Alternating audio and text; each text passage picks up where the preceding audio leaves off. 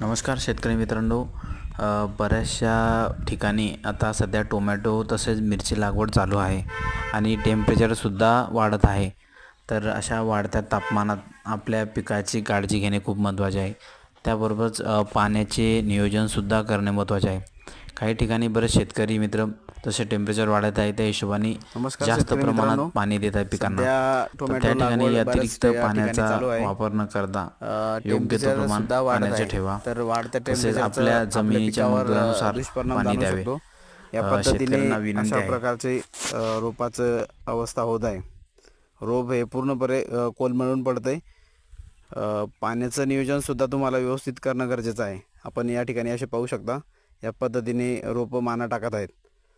तर टेम्परेचरचा या ठिकाणी खूप मोठा पिकावर जो आहे तो इफेक्ट होत आहे.